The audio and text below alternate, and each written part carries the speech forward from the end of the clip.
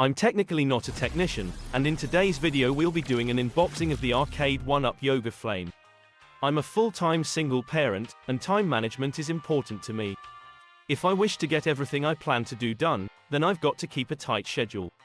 I happen to be a creature of habit, so this isn't that hard for me, and one of those habits is going to market at the end of the week. I didn't get to go this Saturday as work has been busy, but I did find the time to do so on Sunday. When I go, I get everything I need. Then, when done, I head to the electronics department, and I check out the arcades to see if any of them have gone down in price. Today was my lucky day. Last week, they only had one NFL Blitz. Today I found a Pac-Man and this sexy Yoga Flame cab. When I saw the Yoga, my jaw dropped, as I've been looking for one on Facebook Market, and let go. The pricing at this Walmart store is never listed on the cab, so I had to find the person working in that department to scan the unit, and when they did and told me the price was $199, I almost pooped myself. I get all my cabs on clearance, and I've rarely paid full price for any of them. $199 was not the best deal I've gotten, but it's still a great deal for the hardware. I got an Asteroids cab from GameStop's online store for super cheap 1 year. I don't remember the exact price of that one, but I do know it was cheap. I also scored my second Simpsons cab from a Wally World for about $150, and that was also a great deal. For those of you that watch the channel, you'll know I suck at playing games, but I do love modding cabs and emulation projects. The biggest thing that I'm excited about isn't the games that are on this cab. It's more about the hardware and the fact that I can mod this bad boy. In fact, if you'd like to know if your cab can be soft modded, you should head over to Reddit and look at the list the community has put together. Not all are able to be modded, but the list does grow as more software mods are developed. If you've not seen the Yoga Flame, then let me tell you about this cab, and the games that come with it.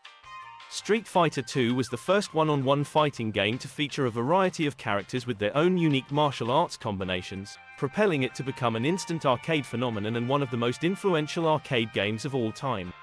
Now, over 3 decades later, and as iconic as ever, Arcade 1-Up's Capcom Legacy arcade game Yoga Flame Edition features a red-themed cabinet aesthetic inspired by the mystical Dalsim's fiery attack, and this Arcade 1-Up game machine is the way to bring that fierce fight and 90s style home. Easily assembled, Arcade 1-Up game machines provide authentic, and yes, way nostalgic, arcade experiences for your family game room, man cave, or a welcome distraction in the office. They play great, look great, and are instant conversation pieces. Let's start with the marquee game, Street Fighter II Turbo, Hyper Fighting. An unreal, amped-up iteration of the title that absolutely revolutionized the fighting game genre. From Ryu to Ken to Chun-Li and all of your other favorite combatants, perfect your combos, and pile up those victories. Also included are Street Fighter II, Champion Edition and Super Street Fighter II Turbo. All at your fingertips, all just like how you remember them. And that's just the start of the 14-game lineup packed inside this gorgeous cabinet, that can include a matching riser and light-up marquee. Yep, 14 titles. King of Dragons, Strider, Pro Gear, Battle Circuit, Super Puzzle Fighter, Saturday Night Slam Masters, Capcom Sports Club, Final Fight, Giga Wing, Captain Commando, and Armored Warriors are also all included. Switch it up to any included game at will with the easy-to-navigate on-screen menus. Oh, and in addition to the Wi-Fi live play, see how your high scores measure up with online Wi-Fi leaderboards. Iconic arcade games. Pop culture imagery that has stood the test of time. Nostalgia that transcends generations. Arcade 1-Up calls this the Legacy Edition, for a reason, make that many reasons. In truth, this is just what this cab comes with, but those of us in the know can tell you that the real power of this cab is its ability to be soft-modded. This option is probably unfamiliar to you because Arcade 1-Up doesn't support it. However, a sizable group of people at Droidcade support this option, and if you're on Facebook or Discord, then you should check him out. I do plan on modding this cab as I've done my Simpsons cab, and I think the 6-button layout will really expand the gaming options of this system. If you'd like to check out a basic soft mod, then please check out my channel, and I'll leave a link in the description so you can check it out. Basically, these cabs now use a Droid OS, and you can download repackaged arcade APK files with games from other cabs, or you can also install RetroArch, and this will give you the ability to play so much more, and you'll no longer be limited to arcade games alone. This is because with RetroArch, you can add game consoles, and who doesn't want to do that? Playing these is nothing but nostalgic, and when I play, I want it to feel as close to an arcade as I can get. Because of this, I try to always use a riser so the cab sits higher off the ground.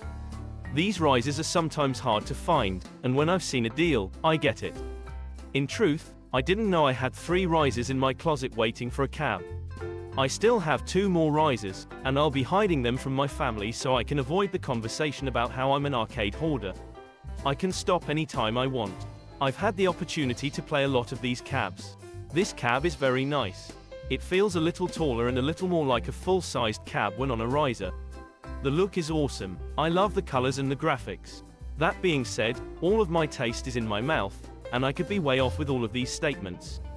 Regardless, I like how it looks, and I'm not a fan of the colors yellow, orange, or red. That said, Arcade 1UP pulled it off.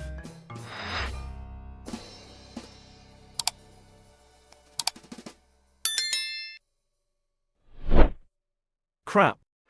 So, have I ever mentioned that I make egregious errors on occasion? This time, I left the front panel off of the cab.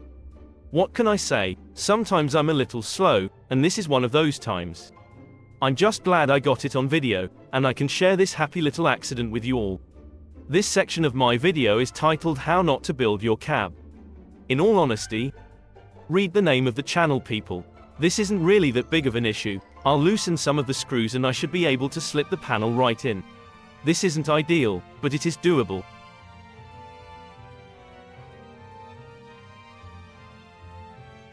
This is also the first cab I've played that has bats. I love them, and I'm sad that it's taken me this long to give bat sticks a try. As far as the sound, well, I'm half deaf, but it sounds nice to me. It is in stereo. The speakers are small, but they seem to do the job. I also want to say that I'm a fan of the new volume controls.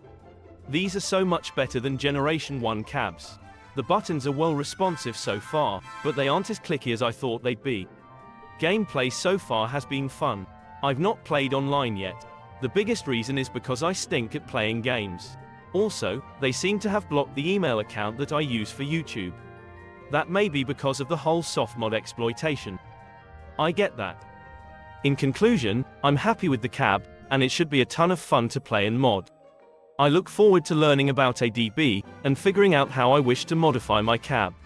It's been a minute since I've had a fighting cab, and this should scratch that itch for me. I do hope you enjoyed this unboxing video.